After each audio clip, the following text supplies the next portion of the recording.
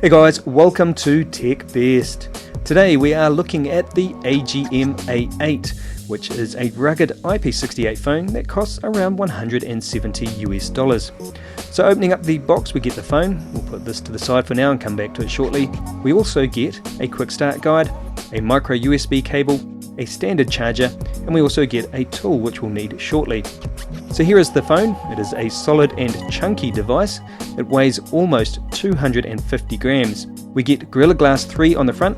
We also get what feels like rubber along the edges, but it is only on the edges. The rest of the phone feels like a soft textured plastic. And there is some metal reinforcing here on the sides.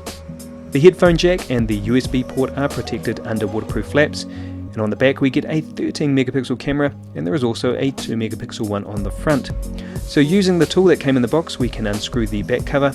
Underneath that is another cover, but this one has a waterproof seal. Lift that up and we get access to the 4050 mAh battery, and we also get access to the dual SIMs and microSD card. Hardware wise, the display is 5 inches with a 720p resolution.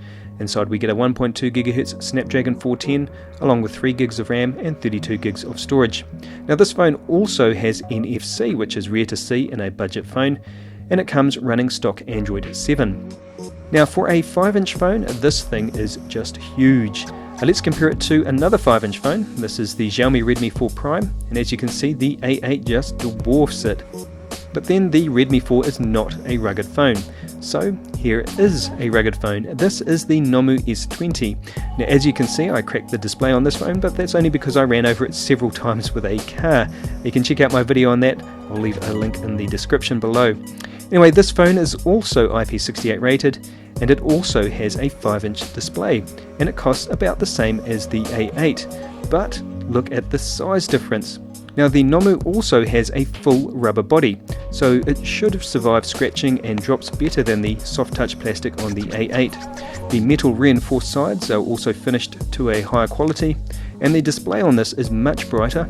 It is easier to read in direct sunlight compared to the A8, and the performance is also much better.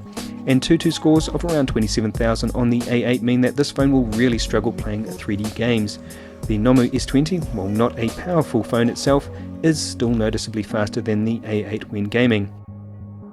Now neither of these phones will excel in the camera department, but the Nomu is slightly better at taking photos, but the A8 is much better at video, mainly because the Nomu has some serious focus hunting issues.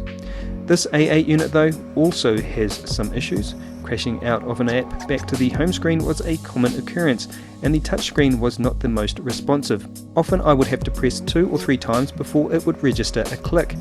This was also the same with the capacitive buttons, and both of these issues become annoying very quickly.